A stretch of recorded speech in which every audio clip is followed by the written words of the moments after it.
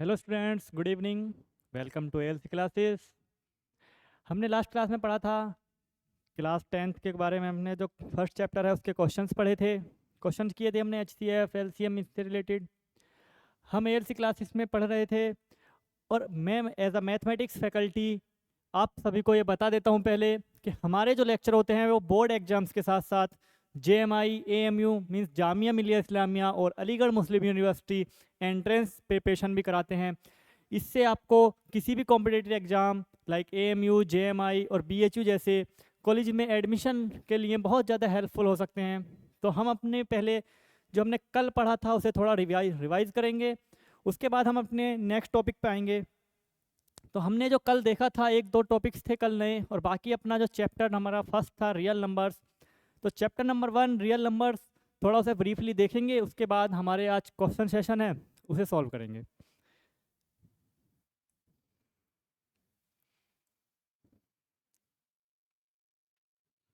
हमारा आज होने वाला है लेक्चर नंबर 4। 3 लेक्चर हमारे पहले हो चुके हैं, जिसमें फर्स्ट लेक्चर और सेकंड लेक्चर में हमने एनसीईआरटी की जो बुक है उससे रिलेटेड जितने भी टॉपिक्स हैं उसमें प्राइम फैक्टराइजेशन, एलसीएम, एचसीएफ ये सब हमने पढ़ चुके हैं। टर्मिनेटिंग नॉन टर्मिनेटिंग टर्म अभी हम थोड़ा ब्रीफली देख लेते हैं कि टर्मिनेटिंग नॉन टर्मिनेटिंग, या फिर मैंने कल बताया था कि अगर कोई टर्मिनेटिंग नंबर है, मैंने कल बताया था एक कि टर्मिनेटिंग कोई भी टर्मिनेटिंग नंबर, जैसे मैंने लिखा एक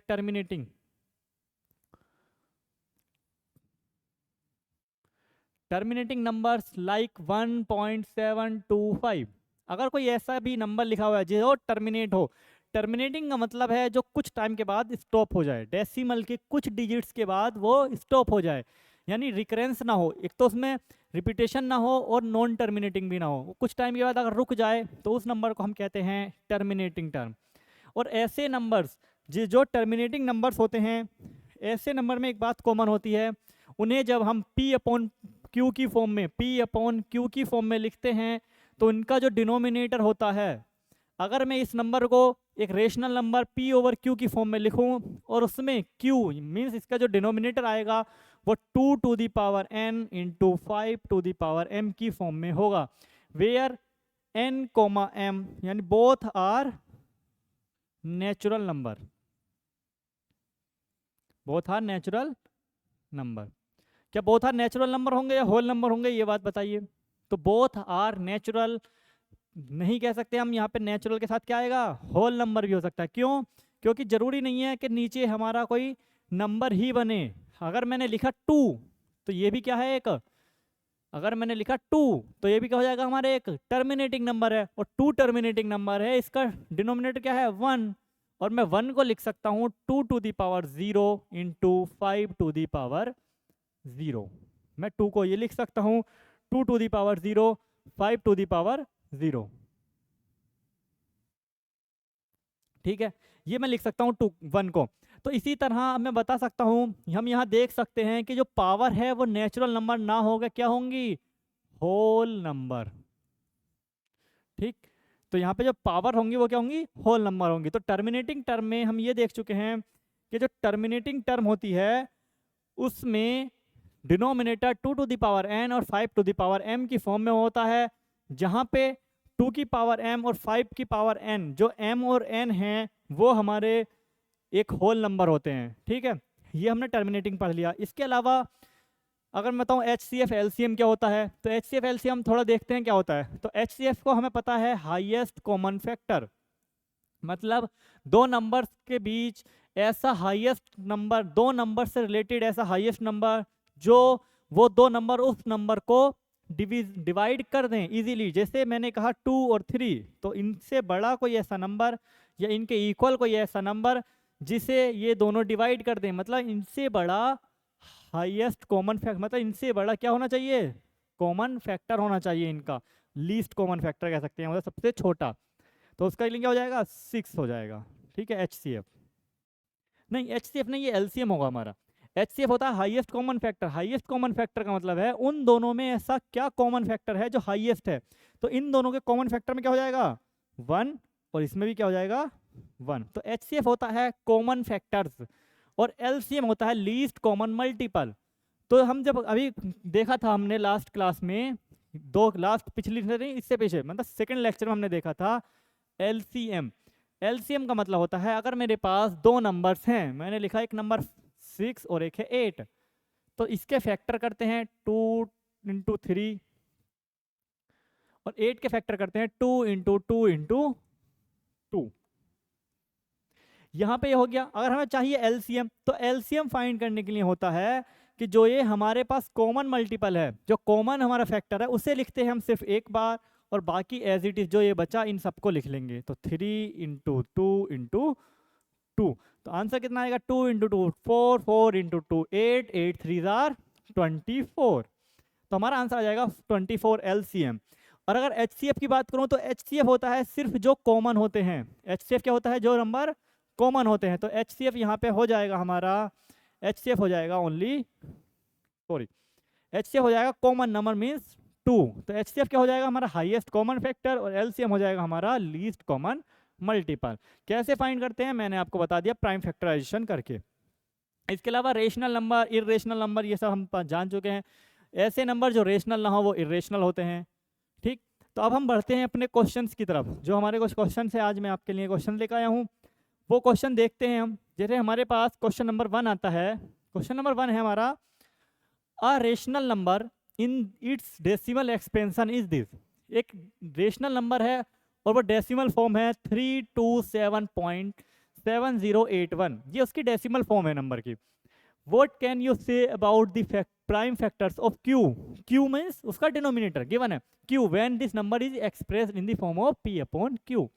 वो कह रहे हैं कि पहले इस नंबर को क्या करना है, इस तरह हमें फॉर्म में लिखना है P ओवर Q की, और उसके बाद बताओ कि इसके जो Q है उसके प्राइम फैक्टर्स क्या होंगे। तो अभी हमने बताया था कि सबसे पहले हमें देखना होता है नंबर क्या है।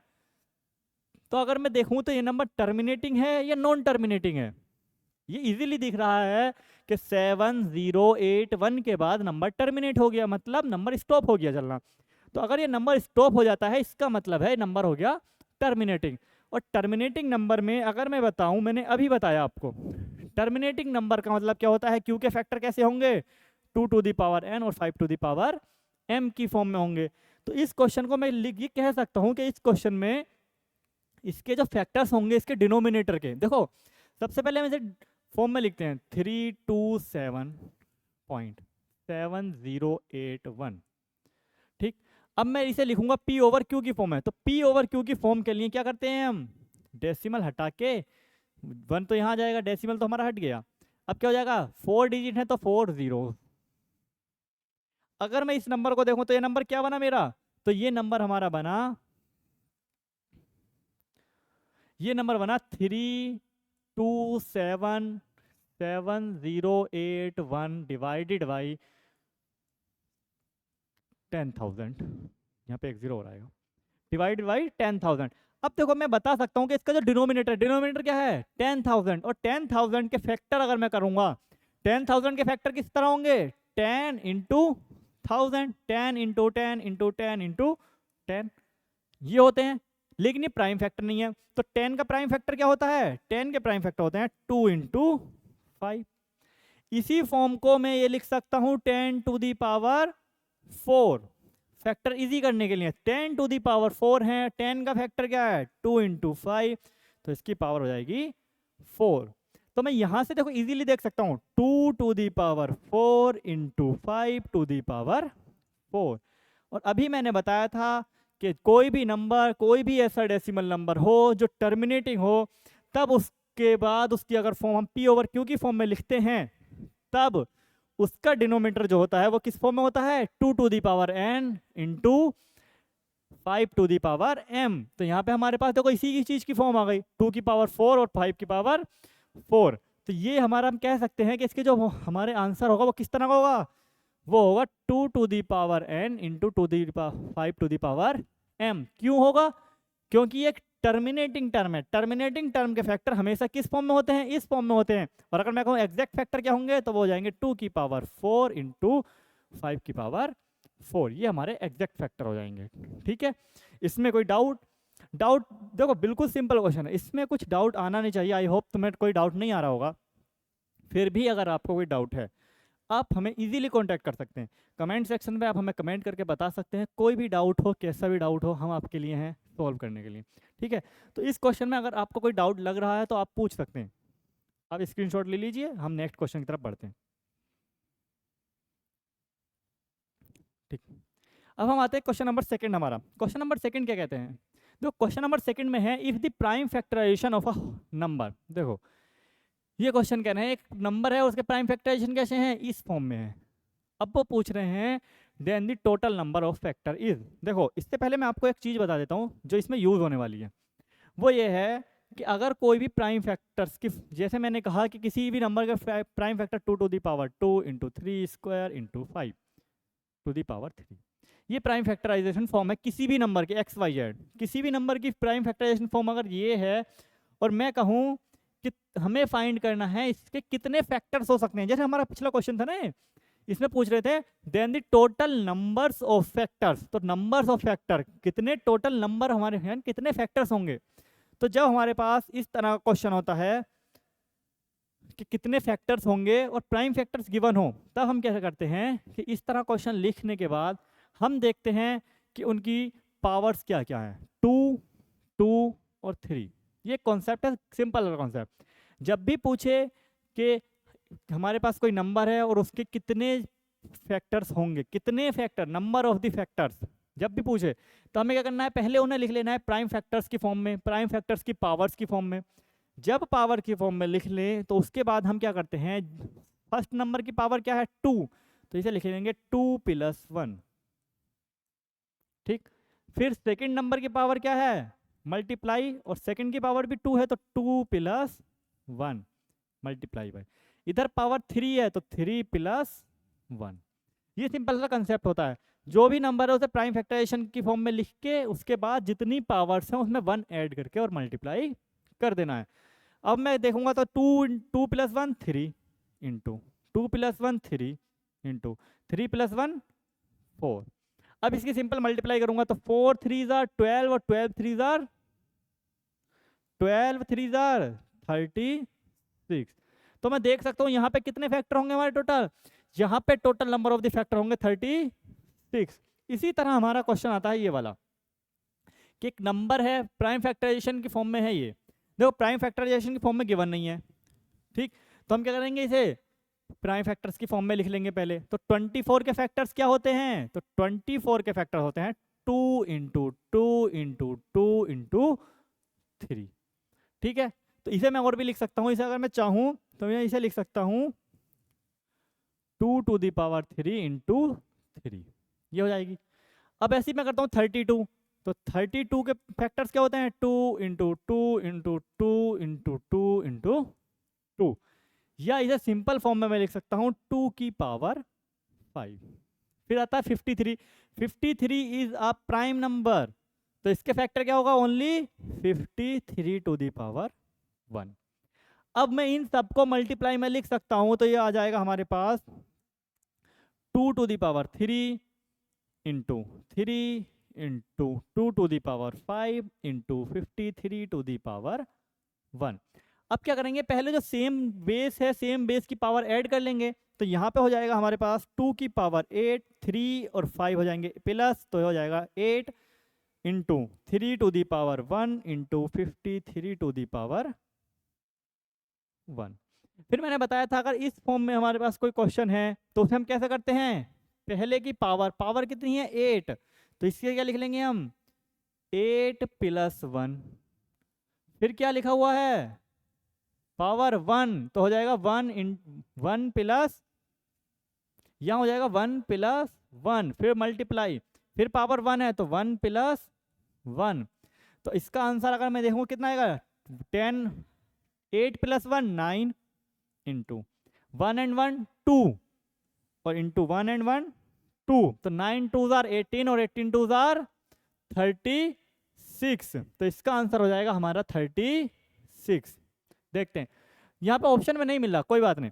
देखो अगर ऑप्शन में नहीं मिल रहा इसका मतलब क्वेश्चन में मिस्टेक है। हमारे क्वेश्चन में क्या मिस्टेक है मैं बता देता हूँ आपको। इन्होंने गिवन था यहाँ पे if the prime factorization of a number this, तो ये प्राइम फैक्टराइजेशन है नहीं। इस क्वेश्चन में मिस्टेक कहाँ हो सकती है कि ये 24 ना लिख के ये होगा 2 टू द पावर 4 और ये होगा 3 टू दी पावर 2 और ये होगा 5 टू दी पावर 3। अगर ये क्वेश्चन होगा तो शायद हो जाएगा, क्योंकि टाइप करते हुए मिस्टेक हो जाती है इस तरह की। तो 2 टू दी पावर 4 में अगर मैं इससे डायरेक्ट करूंगा तो क्या हो जाएगा, 4 प्लस 1 इंटू, शायद यहाँ से मिल जाए, 2 प्लस 1 इंटू और 3 प्लस 1। तो 4 plus 1 5 into 2 plus 1 3 into 3 plus 1 4। 5 3 jar 15 और 15 4 जार 60। तो यहाँ से हमें आंसर मिल जाएगा 60। तो यहाँ से हमें करेक्ट आंसर मिल जाएगा। ये टाइपिंग मिस्टेक हो गई, 2 to the power 4, 3 to the power 2 और 5 टू दी पावर 3 होगा यहाँ पे, इसलिए टाइपिंग मिस्टेक हो गई।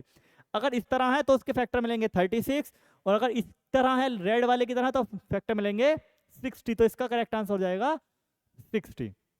वो टाइपिंग मिस्टेक है। अगर क्वेश्चन सिर्फ ये लिखा हुआ है, चलो मैं लिख देता हूँ, अगर क्वेश्चन ये वाला लिखा हुआ है, ये इसे मैं मार्क कर देता हूँ अदर पेन से, ये वाला, तो इसका आंसर हो जाएगा हमारा 36। ठीक। और अगर क्वेश्चन लिखा है हमारे पास ये, तो इसका आंसर हो जाएगा हमारे पास 60। ठीक। तो देख लेना, तो कोई भी नंबर हो, हम किसी भी तरह का नंबर हो, उसे प्राइम फैक्टराइजेशन के फॉर्म में लिखना है, पावर्स में 1 ऐड करके मल्टीप्लाई कर देना है, सिर्फ इतना काम है, हमें पता चल जाएगा total number of the factors. बढ़ते हैं हम नेक्स्ट क्वेश्चन की तरफ। इसमें कुछ अगर लिखना हो या नोट करना हो कर लीजिए। ठीक। अब बढ़ते हैं अपने नेक्स्ट क्वेश्चन की तरफ। तो नेक्स्ट क्वेश्चन में देखता हूं, तो क्वेश्चन आता है ये, विच of the following has a terminating decimal expansion. ऐसा कौन सा इसमें नंबर है, ऐसा कौन सा रेशनल नंबर है जो टर्मिनेटिंग टर्म दे, टर्मिनेटिंग डेसिमल नंबर दे। तो मैंने स्टार्टिंग में बताया, एक क्वेश्चन और भी कर लिया, हमें पता है टर्मिनेटिंग का मतलब क्या होता है। अगर मैं बोलूं टर्मिनेटिंग नंबर, तो टर्मिनेटिंग नंबर क्या होता है, अभी बताया था। टर्मिनेटिंग नंबर का मतलब है उसके, देखो अभी बताया था, डेसिमल नंबर अगर कोई टर्मिनेटिंग होता है तब उसके डिनोमिनेटर में क्या होता है, डिनोमिनेटर में power 2 to the power n और m to the power 5 to the power m की फॉर्म होती है। मतलब उसकी जो डिनोमिनेटर की फॉर्म कैसी होगी, 2 की पावर n इंटू 5 की पावर m, इस तरह की मिलेगी form, where n and m are whole number. तो अगर मैं देखूं 150, तो हम क्या करेंगे, देखो पूरा मल्टीप्लाई करने, पूरा डिवाइड करने में बहुत ज़्यादा टाइम लगेगा, तो हम सिंपल देखेंगे 150। तो अगर मैं कहूँ 150 के फैक्टर्स, तो 150 के फैक्टर्स क्या होंगे, कर लेते हैं। तो 150, तो इसके फैक्टर क्या हो जाएंगे, 2 7 जार 14, 2 5 जार 10, 2 3 जार, 2 से तो कटेगा नहीं अब ये। अब देखते हैं 3 से, तो 3 2 जार 6 और 3 5 जार और 5 5 जार और 5। ठीक। तो इसके फैक्टर हो जाएंगे 2 इंटू 3 इंटू 5 इंटू 5। ठीक है। इसके बाद आगे चलते हैं 80। तो 80 के फैक्टर क्या होते हैं, तो 80 के फैक्टर अगर मैं देखूं 2 इंटू 2 इंटू 2 इंटू 2 इंटू 5, ये होते हैं 80 के फैक्टर्स। इसे मैं कैसे लिख सकता हूँ, इसे लिख सकता हूँ 2 की पावर 1 2 3 4, 2 की पावर 4 इंटू 5। इसे लिख सकता हूँ मैं 2 इंटू 3 इंटू 5 स्क्वायर। ठीक। उसके बाद चलते हैं 45। तो 45 को कैसे लिख सकते हैं, तो 45 को हम लिख सकते हैं 3 इंटू 3 इंटू 5। तो आंसर आएगा 3 स्क्वायर इंटू 5। उसके बाद आता 72, ये मैं इरेज कर देता हूं।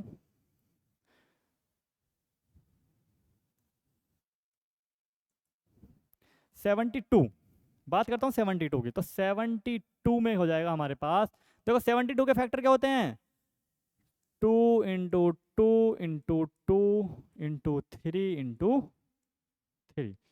ठीक। 8 इंटू 9, 8 इंटू 9 72, तो हो जाएगा 2 to the power 3 into 3 to the power 2। अब मैंने बताया कि जो टर्मिनेटिंग टर्म होती है, टर्मिनेटिंग टर्म, उसके फैक्टर कैसे होते हैं, 2 की पावर n और multiply by 5 to the power m। तो इस तरह की फॉर्म हमें कहाँ मिलती है, इसमें है। क्या इस तरह की फॉर्म इसमें है, नहीं है, क्यों, क्योंकि इसमें 3 आ गया, तो ये वाला क्वेश्चन नहीं होगा। सेकंड वाला, इसमें इस तरह की फॉर्म है, हाँ, कैसे, n की पावर, n की वैल्यू कितनी होगी 4 और m की वैल्यू हो गई 1, तो मैं कह सकता हूँ ये वाला आंसर करेक्ट। आगे भी देख सकते हैं, देखो यहाँ पे क्या गया 3, जबकि 3 नहीं आना चाहिए। टर्मिनेटिंग का मतलब होता है पावर में 2 की पावर n इंटू 5 की पावर m हो ओनली, इसके अलावा और कुछ नहीं होना चाहिए, तो ये भी नहीं होगा। और ऐसे ही इसमें भी 3 आ गया तो ये भी नहीं होगा। तो हमारा करेक्ट आंसर बनता है 21 डिवाइडेड बाई 80। तो अब यहाँ पर ऊपर कुछ भी हो हमें फर्क नहीं पड़ेगा, ऊपर 21 हो 20,000 हो जाए, हमें उससे फर्क नहीं पड़ेगा। हमें बस देखना है कि डिनोमिनेटर क्या है। अगर डिनोमिनेटर की form 2 to the power n और 5 टू द पावर m की फॉर्म है एग्जैक्ट, तब हम कह सकते हैं वो नंबर जो है उसकी जो डेसिमल फॉर्म होगी वो टर्मिनेटिंग फॉर्म होगी। ओके, ठीक है। इसमें अगर कोई डाउट है तो बताइए। बिल्कुल सिंपल सा क्वेश्चन था, 1 मार्क का क्वेश्चन मिल सकता है हमें यहाँ से डायरेक्ट। ठीक, चलिए हम बढ़ते हैं अपने नेक्स्ट क्वेश्चन की तरफ। नेक्स्ट क्वेश्चन देखो, नेक्स्ट क्वेश्चन आ गया हमारा एलसीएम एचसीएफ पे बेस्ड। मैंने बताया था, देखो एक चीज रिकॉल करो, अगर एचसीएफ 1 होता है तो ऐसे नंबर को क्या कहते हैं हम, लास्ट क्लास में बताया था, उससे पहले भी बताया था, लेक्चर 2 में और लेक्चर 3 दोनों में बताया है। अगर एचसीएफ 1 होता है तो नंबर क्या होते हैं, को प्राइम नंबर। को प्राइम नंबर का मतलब हो गया ऐसे नंबर जिनका एचसीएफ क्या हो, एचसीएफ क्या हो 1 हो, तो उन्हें क्या कहते हैं, को प्राइम। तो अगर मैं कहूं तो एचसीएफ 1 है, इसका मतलब क्या हो जाएगा, नंबर हो जाएगा हमारा को प्राइम नंबर। ठीक है, एक बात और बता दूं डायरेक्ट, अभी हम करेंगे भी लेकिन मैं पहले बता देता हूं, अगर को प्राइम नंबर्स हैं 2 तो उनका एलसीएम होता है क्या, मल्टीप्लाई ऑफ दीज नंबर्स। मैंने कहा ए और बी 2 नंबर्स हैं, उनका एचसीएफ 1 है तो एलसीएम क्या होगा, एलसीएम हो जाएगा ए इंटू बी। कैसे हो जाएगा वही देखेंगे हम। देखो पहले हम चलते हैं एक न्यूमेरिकल क्वेश्चन की तरफ, बाद में अप्रोच करेंगे इसका। मैंने कहा एक नंबर लिया मैंने 4, एक नंबर लिया 9, ऐसे नंबर जिनका क्या हो, एचसीएफ 1 हो। इन दोनों का फैक्टर में कुछ कॉमन नहीं है, क्योंकि इसका फैक्टर होता है 3 इंटू 3 और इसके फैक्टर होते हैं 2 इंटू 2। कॉमन कुछ नहीं है 1 के अलावा। ठीक, तो इसके मतलब इनका एचसीएफ क्या हो जाएगा, अगर मैं कहूँगा एचसीएफ ओ 4,9 तो इनका एचसीएफ हो जाएगा 1। अगर एचसीएफ 1 है तो अगर मैं कहूँ इसका एलसीएम क्या होगा, तो एलसीएम में क्या होता है, जो कॉमन होते हैं उन्हें एक बार लिखते हैं और जो कॉमन नहीं होते उन्हें क्या लिखते हैं हम, एज इट इज। तो कुछ कॉमन है ही नहीं, तो इसका एलसीएम अगर मैं फाइंड करूं तो क्या हो जाएगा, कॉमन तो कुछ है ही नहीं, कॉमन नहीं है तो क्या आ जाएगा 2 इंटू 2 इंटू 3 इंटू 3, या मैं लिख सकता हूं 4 इंटू 9। अगर मैंने ऐसे लिखा इसका मतलब क्या है, अगर एचसीएफ 1 है तो एलसीएम क्या होगा 4 इंटू 9, मतलब मल्टीप्लाई ऑफ दिस नंबर। क्यों, क्योंकि एचसीएफ कॉमन, देखो हमें पता है एलसीएम क्या होता है, एलसीएम होता है कॉमन, जो कॉमन फैक्टर्स होते हैं उन्हें तो एक बार लिख लो और बाकी एज इट इज। अब अगर कुछ कॉमन है ही नहीं तो इसका मतलब मल्टीप्लाई किसकी होगी, all the factors of those numbers. जितने नंबर्स हमारे पास दोनों, उन दोनों नंबर्स की ही आपस में मल्टीप्लाई हो जाएगी, क्योंकि एचसीएफ क्या है 1 है। ठीक, ओके। या फिर अभी कैसे ही बता सकता हूँ, देखो अभी हमने एक फॉर्मूला पढ़ा था, फॉर्मूला क्या था हमारा, अगर मैं बताऊँ फॉर्मूला क्या था, तो फॉर्मूला हम रिकॉल करेंगे, HCF multiply LCM equals to A into B, ये होता है फॉर्मूला। अगर 2 नंबर्स हैं तो उनका क्या हो जाएगा, HCF of A B into LCM of A B equals to A into B. तो इस फॉर्मूले से भी हम डायरेक्ट कर सकते हैं। कैसे, देखो अप्रोच मैंने बता दिया किस तरह एलसीएम जो है मल्टीप्लाई होता है। अब हम कर चलते हैं फॉर्मूले की तरफ। तो फॉर्मूले से अगर मैं इसे इरेज कर दूं, इसे इरेज कर देते हैं, तो न्यूमेरिकली इजीली समझ में आ जाता है डायरेक्ट। अगर हम कोई क्वेश्चन डायरेक्ट करने जाते हैं ना वेरिएबल की टर्म में, तो वो इजीली हम कंसेप्ट पकड़ नहीं पाते हैं, तो इसलिए मैंने न्यूमेरिकल बता दिया आपको कि किस तरह वैल्यू आती है। अब मैं कहूँ, देखो क्या होता है question, formula LCM of P comma Q, P comma Q into HCF of P comma Q, ये किसके इक्वल होता है, ये होता है P इंटू Q के इक्वल। अभी मैंने फॉर्मूला बताया, फॉर्मूला होता है HCF into LCM equals to A into B. अब ए बी लूँ या PQ लूँ कोई डिफरेंस नहीं होगा। तो अब क्या कहेंगे, मैंने कहा देखो एलसीएम चाहिए हमें, ठीक, हमें क्या पता है HCF, तो मैं लिखूंगा as it is LCM of P comma Q into HCF क्या गिवन है, HCF गिवन है 1, तो यहाँ पे HCF कितना आ जाएगा, HCF आ जाएगा 1 equals to P into Q, P into Q as it is रहेगा, तो हम लिख सकते हैं PQ। मल्टीप्लाई का साइन बीच में लगाओ या मत लगाओ, वेरिएबल्स के बीच में मल्टीप्लाई का साइन लगाना मैंडेटरी नहीं होता है। तो अब मैं कहूँगा एलसीएम की वैल्यू चाहिए, तो एलसीएम क्या हो जाएगा, तो LCM of P comma Q हो जाएगा हमारा पी क्यू डिवाइडेड बाई 1। अब डिवाइडेड बाई 1 है तो इसे लिखूं या ना लिखूं कोई फर्क नहीं होगा। तो अगर मैं कहूं मेरा एलसीएम क्या आया, तो एलसीएम क्या आ गया, पी क्यू। ये कैसे आया, मैंने आपको न्यूमेरिकली समझा दिया एक क्वेश्चन, ये फॉर्मूले से भी डायरेक्ट कर लिया है हमने एक क्वेश्चन। तो यहाँ पे क्या हो जाएगा, अगर मैं कहूँ तो इसका आंसर क्या हो जाएगा, पी क्यू इसका करेक्ट आंसर हो जाएगा। अगर मैं इसी क्वेश्चन को तुमसे कहूँ कि चलो फॉर्मूला नहीं बिना फॉर्मूले के, तो बिना फॉर्मूले के देखो कैसे है। बिना फॉर्मूले के हमें पता है एक नंबर है पी और एक है क्यू, दो नंबर है। इनका जो HCF है, HCF मतलब कॉमन फैक्टर्स, कॉमन फैक्टर्स क्या है, सिर्फ 1। अब मैं कहूँ इसके कुछ फैक्टर्स हैं, मैंने कहा इसके फैक्टर कैसे हैं, A इंटू बी इंटू सी, कुछ इस तरह के फैक्टर होंगे इसके, और लास्ट में 1। इसी तरह इसके फैक्टर होंगे, इसके फैक्टर मैंने मान लिया x y और z डॉट डॉट इंटू 1, इस तरह के फैक्टर होंगे ना। कॉमन क्या है, देखो HCF है 1, तो इसका मतलब सिर्फ यही कॉमन है और कुछ कॉमन नहीं है। इसके अलावा जो बचा पूरा ये और ये, अगर मुझे एलसीएम चाहिए, एलसीएम, तो एलसीएम क्या हो जाएगा, एलसीएम हो जाएगा 1 तो आएगा इंटू ये पूरी टर्म, तो पूरी टर्म क्या है, a into B into C dot dot dot इस तरह से इंटू यहाँ पर हो जाएगा x into Y into Z और डॉट डॉट डॉट। तो अगर इन सबकी मल्टीप्लाई करूं तो यही तो लिखा है, देखो ए बी सी को मैंने क्या लिखा है, p, और इस वाले एक्स वाई जेड इंटू 1 लिख दूं तो कोई फर्क नहीं पड़ेगा। तो अगर इसे लिखूं तो इसकी वैल्यू क्या है, ये p है और ये q है। तो अगर मैं एलसीएम देखूं तो यहाँ से क्या हो जाएगा, p इंटू क्यू। तो हम डायरेक्ट भी देख सकते हैं, फॉर्मूले से इजीली हो जाएगा, डायरेक्ट भी देख सकते हैं कैसे आया, फॉर्मूले में आंसर कैसे आता है वो यहाँ से पता चलता है। ठीक है, तो हम क्वेश्चन की तरफ बढ़ते हैं। तो क्वेश्चन था हमारा ये क्वेश्चन था, तो हम फॉर्मूले से देख लिया हमने डायरेक्ट। इस क्वेश्चन में कोई भी डाउट हो तो पूछ लो। अभी हम और इंक्रीज करेंगे अपना, अभी तो इजीली क्वेश्चन है, थोड़ा टफ करेंगे आगे को। तो इस क्वेश्चन में कोई मुझे नहीं लगता कि इस क्वेश्चन में कोई भी डाउट आना चाहिए। आई होप सबको क्वेश्चन समझ में आ चुका होगा इजीली। इसके बाद हम चलते हैं अपना नेक्स्ट क्वेश्चन की तरफ। तो नेक्स्ट क्वेश्चन हमारा बनता है दिस। देखो अब आ जाता है स्टेटमेंट बेस, कौन सा स्टेटमेंट ट्रू है। इस तरह क्वेश्चन एमसीक्यू में आ जाता है कि विच of the following is true. तो इस देखो इस तरह के क्वेश्चंस के लिए हम न्यूमेरिकली चाहे कितना ही स्ट्रॉन्ग हो हम नहीं कर सकते।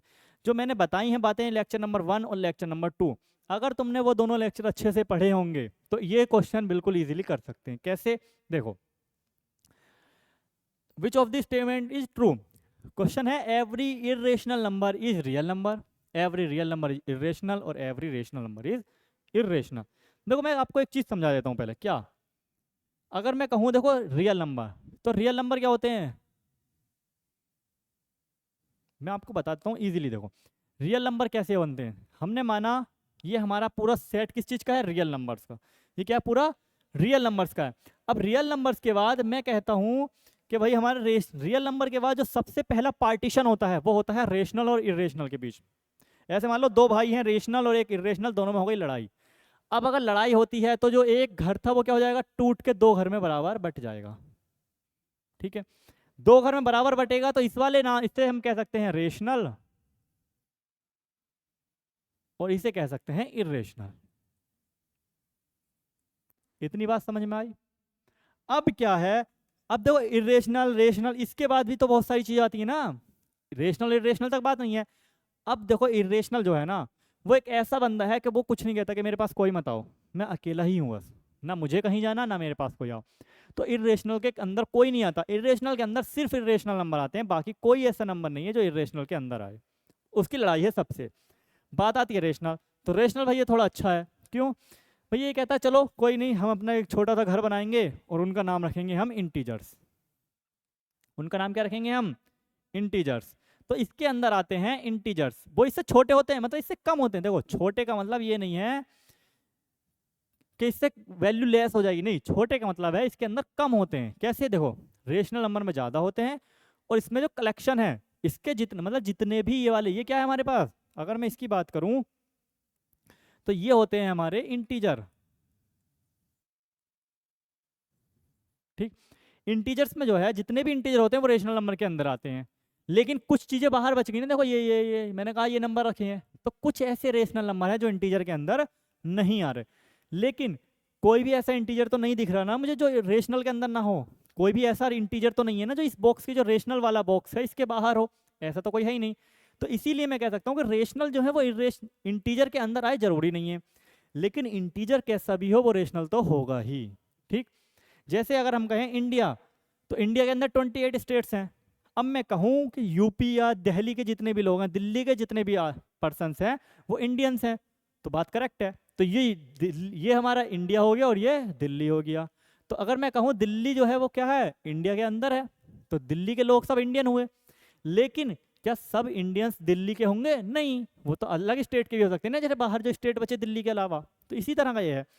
अब बात करता हूँ मैं अलग थर्ड नंबर पे। तो थर्ड नंबर पे अगर मैं बात करूँ तो इंटीजर्स के बाद में आता है हमारा होल नंबर। तो होल नंबर होते हैं हमारे इस टाइप में बना दिया, वो इससे थोड़े से कम होते हैं। क्यों? क्योंकि होल नंबर में निगेटिव नंबर्स नहीं आते हैं, सिर्फ क्या आते हैं, पॉजिटिव नंबर्स एंड जीरो। तो इंटीजर्स तो होंगे वो, लेकिन क्या होंगे, निगेटिव को छोड़ के। तो यहाँ पे मैं लिख सकता हूँ, मैं अगर मैं कहूँ तो यहाँ पे ये हो जाएंगे, कौन क्या हो जाएंगे हमारे, ये हो जाएंगे होल नंबर। ठीक, ये होल नंबर हो जाएंगे। इसके बाद अब होल नंबर से पहले क्या आता है, मैंने पढ़ा था नेचुरल नंबर्स। तो नेचुरल नंबर्स क्या होते हैं, होल नंबर से कम होते हैं, मैंने बताया था, क्योंकि नेचुरल नंबर में जीरो नहीं होता और होल नंबर में जीरो होता है। तो अगर मैं और बना दूं छोटा सा एक डिब्बा, छोटा सा बॉक्स क्या बना दिया, और वो बना दिया मैंने नेचुरल नंबर्स का, ये हो जाएगा हमारा natural number, natural number. I hope इसमें देखो, अब मैं बता सकता हूँ, देखो अब हम क्या कहें, देखो नेचुरल नंबर होल नंबर होगा, करेक्ट बात है। होल नंबर इंटीजर होगा, करेक्ट। इंटीजर रेशनल होगा, करेक्ट। और ये जो पूरा है ना, ये होता है हमारा रियल नंबर। ये किस चीज का सेट है, ये है रियल नंबर का कलेक्शन। इसके अंदर आते हैं रेशनल इरेशनल सब। तो इरेशनल के अंदर तो कोई नहीं आता ना, इरेशनल किसी के अंदर आता। इरेशनल किसके अंदर आता है, सिर्फ रियल नंबर के अंदर। उसके बाद आते हैं रेशनल।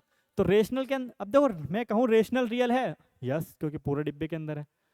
अब क्या रियल नंबर रेशनल है? नहीं, क्यों, रियल नंबर तो इरेशनल भी हो सकता है, रेशनल भी हो सकता है। ऐसे ही रेशनल नंबर इंटीजर होगा? नहीं, क्यों, क्योंकि क्या पता ये वाला इरेशनल नंबर ले ले हम, ये वाला भी तो रेशनल नंबर ले सकते हैं ना। यहाँ पे जो लिखा है 1/2, ये तो इंटीजर नहीं होगा, कुछ छूट जाएंगे बाकी बचेंगे, लेकिन इंटीजर तो जरूर होगा। तो इसी तरह का अगर मैं ये वाला क्वेश्चन देखूं, तो ये क्वेश्चन इसी पे बेस्ड है। वो कह रहे हैं every irrational number is a real number. तो जो रेशनल नंबर हैं वो रियल नंबर तो होंगे ना। तो कोई भी नंबर हो दुनिया का, अभी तक हमने जितने पढ़े, वो सब रियल नंबर तो होते ही हैं। तो अगर रियल नंबर है तो इरेशनल नंबर भी रियल होगा। तो हम कह सकते हैं ये वाली बात ट्रू है। क्यों? क्योंकि कोई भी नंबर ले, चाहे रेशनल हो चाहे इरेशनल हो, वो रियल नंबर होता है। सेकंड में देखते हैं every real number is irrational. तो हम जाते हैं फिर से अपने ग्राफ पे, क्या हर रियल नंबर इरेशनल है? तो ये बात गलत हो जाएगी। क्यों? क्योंकि जरूरी थोड़ी है इरेशनल हो, कुछ नंबर्स रेशनल भी तो हो सकते हैं। जैसे 1/2 है, वो रेशनल होगा, इरेशनल नहीं होगा। ठीक है, इसे मैं मिटा देता हूँ, इसे चाहो तो आप बना लेना, या समझने के लिए आप इसका स्क्रीनशॉट भी ले सकते हैं। ठीक है, ओके। तो ये वाला क्वेश्चन क्या हो जाएगा हमारा, ये हो जाएगा गलत, क्योंकि रियल नंबर इरेशनल हो जरूरी नहीं है, वो रेशनल भी हो सकता है। उसके बाद every rational number is irrational, तो ये तो बात गलत है। देखो हमने अभी बताया था रेशनल और इरेशनल की तो आपस में क्या है, लड़ाई है। तो ये हो ही नहीं सकता, ये तो अलग है और ये अपनी दुनिया में अलग है। तो ये क्वेश्चन तो ऐसे ही गलत हो जाएगा। ठीक है, तो ये वाला तो वैसे ही गलत हो जाएगा। अब वो कह रहे हैं पाई क्या है, पाई। देखो पाई क्या है, पाई एक इरेशनल नंबर होता है। क्यों? क्योंकि पाई को हम कभी भी P/Q की फॉर्म में नहीं लिख सकते, नेवर। क्यों? हमारे पास सबसे पहले जो इसमें क्वेश्चन में डाउट आता है ना, वो ये आता है कि हम पाई की वैल्यू क्या लिखते हैं, 22/7। ये तो लिख दिया हमने P/Q की फॉर्म में, तो फिर ये रेशनल क्यों नहीं है? तो रेशनल इसलिए नहीं है क्योंकि ये पाई की एग्जैक्ट वैल्यू नहीं होती है। ये पाई की क्या, ये पाई की एग्जैक्ट वैल्यू नहीं होती है 22/7, ये होती है इसकी अप्रोक्सीमेट वैल्यू। हम क्या लिखते हैं कि पाई की वैल्यू क्या है, वो है 22/7। ये एग्जैक्ट वैल्यू नहीं है, ये अप्रोक्सीमेट वैल्यू है। या हम ये लिख देते हैं 3.14। तो पाई की कोई वैल्यू है ही नहीं। पाई की वैल्यू और कुछ डिजिट्स तक देखें तो होती है 3.14159 और dot dot dot dot so on. ठीक, तो पाई की कोई वैल्यू एग्जैक्ट डिफाइंड ही नहीं है। तो इस तरह हम क्या कर सकते हैं, जिसकी वैल्यू ही हमें कभी ना मिले, ये कभी रिपीट नहीं होता, कभी टर्मिनेट नहीं होता। तो नॉन रिकरिंग नॉन टर्मिनेटिंग क्या होता है, इरेशनल। और यहाँ क्या है, रेशनल। तो ये क्वेश्चन हो जाएगा गलत, ये भी ऑप्शन गलत। तो करेक्ट क्या होगा? Every rational number is a real number, क्योंकि रेशनल नंबर तो रियल होगा। ये यहाँ से हम ग्राफ बहुत इजीली इस ग्राफ से हम समझ सकते हैं। देखो अगर मैं कहूँ रेशन, देखो ये नंबर ये हो जरूरी नहीं है, लेकिन नेचुरल होल होगा यस, होल नंबर इंटीजर होगा यस, इंटीजर रेशनल होगा यस, नीचे से ऊपर जाएंगे तो यस, ऊपर से नीचे आएंगे तो रॉन्ग। जैसे मैं कहूँ ये है यस, नीचे से ऊपर जाएंगे तो सही, ऊपर से नीचे आएंगे तो गलत। ठीक है, ओके, ठीक है, इसे आप चाहो तो बना सकते हो। बाकी और ये क्वेश्चन है, ये मैंने आपको समझा दिया अच्छे से कि किस तरह क्वेश्चन में इसमें आंसर कौन सा आया। चारों ऑप्शन मैंने अच्छे से डिस्क्राइब कर दिए हैं, कोई भी डाउट आए आप पूछ सकते हैं। इसका आप स्क्रीनशॉट ले लीजिए चाहो तो। अब बढ़ते हैं हम नेक्स्ट क्वेश्चन की तरफ। देखो थोड़े क्वेश्चन डिफिकल्ट हो जाएंगे हमारे, इसी तरह एनसीईआरटी में क्वेश्चन है, एग्जाम्पलर में एनसीईआरटी के मिलेंगे क्वेश्चंस, ऐसे ही जो पूछे भी जाते हैं कॉम्पिटेटिव एग्जाम में। किसी भी कॉम्पिटेटिव एग्जाम में अगर आप जाओगे तो ऐसे क्वेश्चन मिल जाएंगे। जैसे क्या है, 3 बेल्स रिंग एट इंटरवल 24, 36, 54। मैंने बताया था जब भी कोई क्वेश्चन ऐसा आए, कैसा कि बेल हो, 3 बेल, या 3 रिंग्स हो, या 3 लाइट्स हो, या कुछ पर्सन्स हो जो एक साथ दौड़ना स्टार्ट करें, इस टाइप के क्वेश्चन, तो उसमें क्या फाइंड करते हैं हम? एलसीएम। लेकिन क्वेश्चन क्या कह रहा है कि 3 बेल हैं और रिंग करती हैं का कितने कितने इंटरवल में? 24, 36, 54 सेकेंड्स के। दे रिंग टुगेदर एट 9 AM। हमने कहा देखो 3 रिंग है हमारे पास, 3 क्या है? बेल है, 3 बेल। अरे चलो छोड़ो, 3 बेल बना देते हैं, हमने लिख दी, हमने बेल को हम बी से डिनोट कर लेते हैं। चलो तो मैंने कहा B1 और B2 और B3, 3 बेल है हमारे पास। वो कह रहे हैं पहली बेल 24 सेकंड के बाद दोबारा से रिंग होगी, सेकंड वाली 36 के, और थर्ड वाली 54 के। लेकिन ये तीनों एक साथ रिंग हो रही हैं। एक साथ क्या हो रही हैं? रिंग। किस टाइम हो रही है एक साथ रिंग? ये हो रही है 9 AM पे, सुबह को 9 बजे रिंग हो रही है एक साथ। हम गए सुबह को 9 बजे और देखा तो तीनों एक साथ बज रही हैं। अब ये बताओ कितने टाइम बाद, मतलब किस टाइम पे, पूछ रहे किस टाइम पे, तो किस टाइम पे दोबारा से एक साथ रिंग होंगी। तो मैंने बताया जब भी इस तरह क्वेश्चन पूछे तो हम क्या करते हैं, इनका जो भी डिजिट्स होते हैं उनका क्या करते हैं हम? एलसीएम फाइंड करते हैं। बता चुका हूं मैं पिछले लेक्चर में, आप देख सकते हैं। तो हो जाएगा 24, 36 और 54। ठीक, इसका करेंगे हम एलसीएम। एलसीएम हम इस तरह भी फाइंड कर सकते हैं, या हम प्राइम फैक्टर से भी कर सकते हैं। प्राइम फैक्टराइजेशन हमने कर चुके हैं, चलो प्राइम फैक्टर से कर लेते हैं। इस तरह अगर नहीं करना चाहते तो हम प्राइम फैक्टर से कर लेते हैं।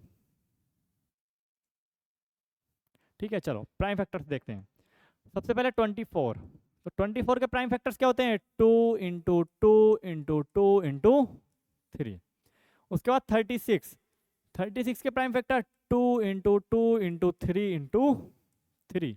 उसके बाद 54, 54 के प्राइम फैक्टर्स क्या होते हैं? 2 इंटू 3 इंटू 3 इंटू 3। ठीक, ये प्राइम फैक्टर्स हो गए। हमें फाइंड क्या करना है? एलसीएम। तो अगर मैं इन तीनों नंबर का एलसीएम फाइंड करूं, एलसीएम, तो एलसीएम क्या हो जाएगा? देखो पहले लिखना है कॉमन, तो इन दो में कॉमन कितने हैं? देखो ये दोनों पहले देखना तीनों में कितने कॉमन है, तो तीनों में ये कॉमन है, तो इसे लिख लेंगे एक बार इंटू। और क्या कॉमन है? ये भी तीनों में कॉमन है, ओके, इसे भी लिख लेंगे एक बार। ठीक, अब जब तीनों में कोई चीज कॉमन नहीं मिल रही तो हम देखेंगे दो दो में। तो मैं कहूँ तो ये देखो इन दो में ये कॉमन है चीज, तो इसे भी एक बार लिखूंगा इंटू। अब देखो इन दो में कॉमन नहीं बचा, लेकिन इन दो में ये वाली चीज कॉमन है, तो यहाँ पे आ जाएगा 3 इंटू। अब देखो कुछ कॉमन नहीं बचा, तो 2 इंटू 3 एज इट इज। ठीक, पहले तीनों में कॉमन देखना, फिर 2 में देख लो कॉमन।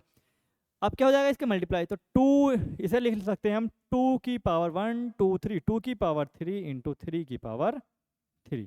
तो आंसर आएगा 8 इंटू 27। तो इसका आंसर कितना हो जाएगा? 8 7 आर 56, 5 कैरी, 8 2 आर 16 एंड 5 21। तो आंसर कितना आएगा? 216। मतलब अब देखो हमें पता है ये आंसर किस चीज में आएगा? सेकंड्स में, क्योंकि वैल्यू सेकंड्स में गिवन है। तो नेक्स्ट टाइम कब हो गया वो? 216 सेकेंड टाइम के बाद। तो इसमें हमें क्या करना है, अगर 9 बजे पहली रिंग हुई एग्जैक्ट, तो 216 सेकेंड्स के बाद दोबारा रिंग करेंगे। तो हमें अगर बताना है टाइम तो हम क्या करेंगे, उसे पहले मिनट में कन्वर्ट कर लेंगे। तो 1 मिनट में कितने सेकंड होते हैं? 1 मिनट में होते हैं 60 सेकंड। ठीक, 1 मिनट में 60 सेकंड, तो 216 सेकंड कितने मिनट में? तो पहले देखेंगे, देखो हम क्या कि 60 सेकंड तो हम देखेंगे 3 मिनट्स में, तो 3 मिनट्स में कितने हो जाएंगे? तो 3 मिनट्स में हो जाएंगे हमारे 180, और 180 सेकंड में कितना और बचा? 36। तो 180 सेकंड प्लस 36 सेकंड तो कितना होता है? 216। तो कितने सेकंड और ऐड किए मैंने? 36। तो यहाँ को लिख सकता हूँ 36 सेकंड। ठीक, तो 36 सेकंड और 3 मिनट में कितना टाइम बना हमारा? 216 सेकंड। तो मुझे कितना ऐड करना है? अगर 9 बजे रिंग हुई तो अगली रिंग कब होगी? 3 मिनट 36 सेकंड के बाद, 3 मिनट 36 सेकंड के बाद जो है एक साथ रिंग करेंगे। तो इसके लिए मैं लिख सकता हूँ यहाँ पे जो नेक्स्ट रिंग होगा, नेक्स्ट टाइम जो रिंग होगा इसके बाद 9 बजे के बाद नेक्स्ट कब होगा? तो 3 तो मिनट ऐड करने हैं, तो 9:03 मिनट और टाइम सेकंड में कितना होगा? 36 सेकंड। ठीक, 36 सेकंड। अगर नहीं दिख रहा होगा इधर से तो मैं यहाँ लिख देता हूँ 9, 3 and 36 AM। तो इस टाइम पे क्या करेंगे? फिर से रिंग करेंगे एक साथ, इसका आंसर ही हो जाएगा। 9 बजे अगर रिंग करा तो इस टाइम फिर से दोबारा रिंग करेंगे। ठीक, क्यों? क्योंकि 216 सेकेंड्स के बाद, तो हम सेकेंड्स पे थोड़ी लिखेंगे कि 9 मतलब 9 बज के 216 सेकंड, ऐसे नहीं। तो पहले उसे मिनट में कन्वर्ट करेंगे और सेकंड में कन्वर्ट करेंगे, फिर टाइम बताएंगे। अगर पूछे कितने देर बाद तो हम बता सकते हैं 3 मिनट 36 सेकंड्स के बाद, और पूछे किस टाइम तो टाइम हो जाएगा 9:03:36। ठीक है, 9 o'clock 3 minutes and 36 seconds। ठीक है, इस तरह क्वेश्चन में हम फाइंड करते हैं पहले एलसीएम। एलसीएम के बाद जो भी एलसीएम आए उसे अगर सेकंड में है और वो मिनट में पूछे तो मिनट में कन्वर्ट कर लो, आवर्स में पूछे आवर्स में, किसी भी चीज़ में कन्वर्ट करके हम बता सकते हैं। तो जब भी कोई ऐसा क्वेश्चन आए, बेल्स रिंग हो रही हैं, लाइट्स ब्लिंक हो रही हैं, तो इस क्वेश्चन में क्या करना, हमें एलसीएम फाइंड करना होता है। आप इसका स्क्रीनशॉट ले सकते हैं। ठीक है, चलिए अब हम बढ़ते हैं अपने एक नेक्स्ट क्वेश्चन की तरफ। इसी तरह एक नेक्स्ट क्वेश्चन अगर मैं आपको एक होमवर्क में देता हूँ नेक्स्ट क्वेश्चन, वो क्वेश्चन है ये क्वेश्चन रहेगा आपका होमवर्क में। इस क्वेश्चन को आप करके आना और नेक्स्ट क्लास में हम इसे डिस्कस करेंगे। ठीक है, ये आपका होमवर्क है और इसे क्या करेंगे हम नेक्स्ट क्लास में डिस्कस करेंगे। सेम है, 4 lights blink every 18 second, 14 second, 30 second, 24 second, 30 second and 42 second. 4 light हैं, कितने सेकंड के बाद ब्लिंक हो रही हैं? टाइम गिवन है। दे ब्लिंक टुगेदर 6 PM, 6 PM पे एक साथ ब्लिंक किया है। How many times they blinks? वो पूछ रहे हैं कितने टाइम्स ब्लिंक करेंगे, कितने टाइम में? 2 घंटे में। तो अगले 2 घंटे में कितनी बार ब्लिंक करेंगी यही फाइंड करना, इंक्लूडिंग दी फर्स्ट। और फर्स्ट ब्लिंक भी उसमें क्या करना, हमें ऐड करना है। ठीक, तो ये क्वेश्चन तुम्हारा रहेगा होमवर्क में। इस क्वेश्चन को होमवर्क में ट्राई करके आना। नेक्स्ट क्लास लेक्चर 5 में हम इस क्वेश्चन का सॉल्यूशन करेंगे। जो हो जाए आप हमें कमेंट में बता देना कि ये इसका आंसर है, हम उसका आपको रिप्लाई कर देंगे कि आंसर करेक्ट है या इनकरेक्ट। ठीक है, आई होप कर लोगे इस क्वेश्चन को। तो हम इसके अलावा नेक्स्ट क्वेश्चन पे बढ़ते हैं। जरा क्वेश्चन है ये, अभी बताया मैंने। क्वेश्चन क्या है? Which pair is the coprime? Coprime का मतलब देखो, कोप्राइम तो कोप्राइम का मतलब होता है HCF कितना होना चाहिए? HCF होना चाहिए, बोलो HCF होना चाहिए 1। तो ऐसा पेयर देखना है जिसका HCF क्या हो? 1। सिंपल। हम क्या करेंगे, फैक्टर करो। तो 24 के फैक्टर क्या उतने होते हैं? 3 इंटू 2 इंटू 2 इंटू 2। 36 के फैक्टर क्या होते हैं? 3 इंटू 3 इंटू 2 इंटू 2। इसका अगर HCF देखेंगे तो HCF क्या आएगा इसका? देखो 3 कॉमन है, 2 कॉमन है, तो HCF का मतलब होता है कुछ भी कॉमन ना हो, तो ये वाला तो कोप्राइम नहीं होगा। ठीक, ऐसे ही 35 और 64, तो 35 के फैक्टर्स क्या होते हैं? 7 इंटू 5। और 64 के फैक्टर क्या होते हैं? तो 2 into 2 into 2 into 2 into 2 into 2 means 2 to the power 6। ये होते हैं 64 के फैक्टर। तो हम यहाँ इजीली देख सकते हैं 35 और 64 में कुछ भी कॉमन नहीं है, कोई भी फैक्टर कॉमन नहीं है। तो यहाँ से हम बता सकते हैं कि no common factor means HCF क्या हो जाएगा? 1। और HCF 1 होता है तो उसे क्या कहते हैं हम? कोप्राइम। तो ये वाला फैक्टर हमारा हो जाएगा कोप्राइम फैक्टर। इसी तरह अगर हम और भी चेक करते हैं 42 और 56, मैं कहूँ 42, तो 42 के फैक्टर क्या होते हैं? 42 के फैक्टर होते हैं 2 इंटू 7 इंटू 3। इसके फैक्टर क्या होते हैं 2 इंटू 7 इंटू 3। और बात करूं 56, तो 56 में भी हमें इतना तो पता है कि 2 इंटू 2 इंटू 2 इंटू 7 ये होता है।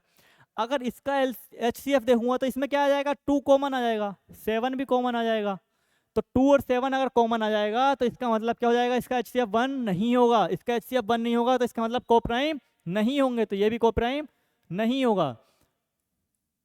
18 और 27 3 में कॉमन आता है क्योंकि 3 की टेबल में ही आते हैं। तो यहाँ से क्या आ जाएगा HCF 3 आ जाएगा। तो ये भी क्वेश्चन, ये भी ऑप्शन गलत हो जाएगा। तो यहाँ करेक्ट आंसर क्या मिलेगा 35 एंड 64। को प्राइम मीन्स HCF 1 हो। को प्राइम कहते हैं ऐसे नंबर्स जो जिनका आपस में HCF क्या हो 1 हो। तो देखो प्राइम होना जरूरी नहीं है, 35 भी प्राइम नहीं है, 64 भी प्राइम नहीं है, लेकिन फिर भी ये दोनों आपस में क्या है को प्राइम। को प्राइम का मतलब होता है HCF 1 हो। ठीक है, ओके। हम चलते हैं नेक्स्ट क्वेश्चन, एक क्वेश्चन और देखते हैं। हाँ, इस तरह क्वेश्चन आ जाता है। देखो इस तरह क्वेश्चन क्या कहता है, the least number, least means smallest number, the least number that must be added 4 times 9 to make it exactly divisible by 36। तो ऐसा नंबर बताओ जिसे हम इसमें से इसमें ऐड करके, देखो ऐसा सबसे छोटा नंबर बताओ जो हम इसमें ऐड कर दें और उसके बाद क्या हो जाए इजीली डिविजिबल बाई 36 हो जाए। ऐसा एक नंबर बताओ, सबसे छोटा नंबर, बड़ा भी हो सकता है, हमें बताना है सबसे लीस्ट वैल्यू। तो अगर मैं कहूँ डिविजिबल, अगर कंप्लीट डिविजिबल करना है तो हमें क्या चाहिए होता है रिमाइंडर 0। तो हम देखेंगे पहले कि इसका रिमाइंडर आ कितना रहा है, क्या पता यही रिमाइंडर 0 ना आ रहा हो, हमारा क्या पता यहीं पर रिमाइंडर 0 आ जाए। तो पहले डिवाइड कर लेते हैं। तो 36 और डिवाइड कर दो 9999। ठीक, इसी तरह डिवाइड करते हैं। तो 36 इंटू 2 72, 9 इसे कर देंगे सब्ट्रैक्ट, तो 9 माइनस 2 7 और 9 माइनस 7 2, 27 आ जाएगा। उसके बाद क्या करेंगे 9 एज इट इज आ जाएगा नीचे को। फिर क्या करेंगे 3 से 8 टाइम्स हो जाएगा शायद, 8 इंटू 6 24, 4 2 कैरी, 8 इंटू 3 24 और 2 26। ठीक, इसे हटा देते हैं कैरी को। इसके बाद फिर सब्ट्रैक्ट करेंगे, तो सब्ट्रैक्ट करेंगे कितना आएगा 9 माइनस 4 5 और 7 माइनस 6 1 और 9 एज इट इज। फिर कितने टाइम जाएगा 4 टाइम्स, तो 4 इंटू 6 24, 24 का 4 2 कैरी और 4 इंटू 3 12, 12 और 2 14। तो आंसर कितना आएगा हमारे पास। अगर मैं कहूँ रिमाइंडर, तो रिमाइंडर क्या कर देंगे इसमें से सब्ट्रैक्ट 9 माइनस 4 5, 9 माइनस 4 5 और 5 माइनस 4 1। तो हमारे पास रिमाइंडर क्या आ रहा है 15। यानी अगर इसमें 15 और ऐड कर दें, मान लो यहाँ अगर 15 नंबर ज़्यादा होता तो नंबर वैल्यू ज़्यादा आती, तो क्या होता रिमाइंडर को अगर हम ऐड कर दें इसमें को, देखो रिमाइंडर का मतलब स्मॉलेस्ट नंबर मिल गया जो हम ऐड करने के बाद क्या होगा रिमाइंडर 0 बनाना है हमें, हमारा है क्या 15, तो हम क्या कर देंगे 15 को ऐड कर दो तो बचेगा ही नहीं कुछ। मैं कहूँ कि भाई हमारे पास 10 एप्पल हैं, ठीक, मैं कहूँ कि 10 एप्पल हैं और इन्हें क्या करना है हमें ख़त्म करना है, ठीक, तो हम क्या करेंगे सब खा जाएंगे या किसी को दे देंगे। मतलब हम, या फिर मैं कहूँ कि जैसे हमारे पास 10 एप्पल हैं और इस कमरे में सिर्फ हम इस कमरे में एक भी एप्पल नहीं देखना चाहता, तो इसका मतलब क्या जो तो 10 एप्पल हैं उन्हें ख़त्म कर देंगे। अब मैं कह रहा हूँ मुझे क्या चाहिए, मुझे चाहिए जो डिविजिबल हो जाए, लेकिन रिमाइंडर कितना आ रहा है 15, 10 15 बच रहा है हमारा, डिवाइड करके क्या हो रहा है 15 बच गया, ठीक। अगर मैं 15 खत्म कर दूं इसमें से तो पूरा डिविजिबल हो जाएगा। अगर मैं कहूँ कि मैंने लिखा 4 टाइम्स 9 माइनस 15, तो इसका आंसर कितना आएगा 8 4 और 99। तो ये जो नंबर आएगा ये क्या हो जाएगा, ये नंबर तो हमारा 36 से डिविजिबल है, लेकिन हमें सब्ट्रैक्ट नहीं बल्कि क्या करना है ऐड। तो जब भी इस क्वेश्चन आया ऐसा कि ऐड करना है तो ऐड वाले क्वेश्चन में हम करते हैं जो नंबर लिखा है उसे एज इट इज, और जो रिमाइंडर आया इसमें को ऐड क्या करेंगे, जो रिमाइंडर आया उसे सब्ट्रैक्ट कर देंगे डिवाइडर में से। तो हम कर देंगे 36 माइनस 15, तो आंसर आ जाएगा हमारा 4 टाइम 9 प्लस, और ये सब्ट्रैक्ट करेंगे तो 1 और 2 21, तो आंसर आ जाएगा 910 921 910 9 और 2 1 और 1 2 और हो जाएगा, ठीक, ये आ जाएगा हमारा आंसर। इसका आंसर आ जाएगा 10020, ये हमारा आंसर हो जाएगा। हमने ऐड किया, लेकिन वो ये नहीं पूछा कि आंसर क्या आएगा। इतना तो पता है ये जो नंबर आया ये डिविजिबल होगा 36 से, लेकिन जो हमारा नंबर आया कि जो ऐड करना हमें लीस्ट नंबर, तो हमने ऐड क्या किया है, ऐड किया है 21, तो वो नंबर जो हो जाएगा हमारा डिविजिबल बाई 36, तो हमें क्या ऐड करना पड़ेगा, हमें ऐड करना पड़ेगा 21 जैसी ऐड करेंगे नंबर डिविजिबल हो जाएगा। 21 से बड़ा नंबर भी ऐड कर सकते हैं, लेकिन उसने पूछा है लीस्ट नंबर, तो जब लीस्ट नंबर पूछे तो इसका मतलब है सबसे छोटा नंबर। तो जब ऐड करने की बात करते हैं तो जो नंबर से डिवाइड किया है उसमें से उसे सब्ट्रैक्ट कर दो, किसे, रिमाइंडर को। और अगर सब्ट्रैक्ट की बात करते हैं तो डायरेक्ट सब्ट्रैक्ट कर देते हैं रिमाइंडर को, लेकिन यहाँ ऐड की बात करना है तो ऐड में इस टाइप से करते हैं हम, ठीक है। तो ये हमारा आंसर हो जाएगा, ठीक है। इसके बाद हम इस क्वेश्चन को लिख लो, इसके बाद हम एक क्वेश्चन और बचा है छोटा सा, वो और कर लेते हैं। ये क्वेश्चन है, the product of two numbers is 8640, HCF is 12, तो फाइंड द LCM। इसका फॉर्मूला हमें पता है, डायरेक्ट फॉर्मूले से कर लेते हैं। जब HCF या LCM में एक चीज गिवन हो और नंबर्स का प्रोडक्ट गिवन हो, नंबर्स क्या होते हैं, A इंटू बी, तो नंबर्स का प्रोडक्ट गिवन है हमारे पास HCF गिवन है, LCM फाइंड करना है। तो हम क्या करेंगे, HCF कितना है 12 इंटू LCM क्या है, LCM नहीं पता, हमने मान लिया x, और A इंटू बी क्या है 8640, ये हमारे पास है A इंटू बी। अब क्या करेंगे, हमें चाहिए क्या, LCM, तो LCM मतलब x, तो x की वैल्यू फाइंड करनी है। x की वैल्यू फाइंड करने का मतलब है कि x तो हमारा इधर रहेगा और बाकी जो वैल्यू है 8640, और इधर क्या था हमारे पास 12 भी हम इधर ले जाएंगे, क्यों, क्योंकि हमें सिर्फ x की वैल्यू चाहिए ना कि 12x की। तो हम क्या करेंगे, 12 से कर देंगे डिवाइड, तो डिवाइड हम सबसे आता है, हम इसे कर सकते हैं।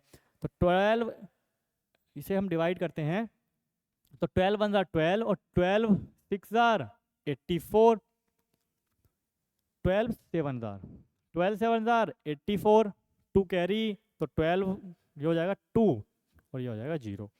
तो हमारे पास जो x आएगा उसकी वैल्यू क्या आई 720। तो x क्या था हमारे पास, x था हमारा LCM, तो LCM क्या आ जाएगा हमारा, LCM आ जाएगा 720। और एक बात बता दूं, प्रोडक्ट होता है LCM और HCF का प्रोडक्ट इक्वल्स टू नंबर्स का प्रोडक्ट। तो अगर LCM की मल्टीप्लाई 12 से करूंगा तो आंसर क्या आएगा हमारे पास 8640। इस तरह हम इस आंसर को चेक भी कर सकते हैं कि हमारा आंसर सही है या गलत है, ठीक है। इसी तरह हम बाकी हमने क्वेश्चन कर लिए हैं इस टॉपिक से रिलेटेड, इस चैप्टर से रिलेटेड। बाकी हम नेक्स्ट लेक्चर में अपने जो होमवर्क दिया था वो चेक करेंगे, एक तो उसे क्वेश्चन को करेंगे, उसके बाद हम कल को करेंगे अपना next topic start, next chapter start. तो आज के लिए हम यहीं पे एंड करते हैं इस चैप्टर को। इसी तरह के क्वेश्चन, कोई भी क्वेश्चन हो, अगर आपको डाउट आ रहा है आप हमसे पूछ सकते हैं। तो थैंक यू हमारी क्लास देखने के लिए। आप सभी को हमारी क्लास कैसी लगी हमें कमेंट सेक्शन में ज़रूर बताएं, और ALC क्लासेस की तरफ से थैंक यू, मेरी तरफ से भी थैंक यू। आप ALC क्लासेस में पढ़ने के लिए ऑफलाइन या ऑनलाइन हमारे कोचिंग सेंटर पर विजिट कर सकते हैं ऑफलाइन, जिसका एड्रेस है नियर चांद मस्जिद, पीपलसाना, मुरादाबाद। और आप हमसे कॉल पर भी बात कर सकते हैं, जिसका कॉन्टैक्ट नंबर है 9675318303। Thank you.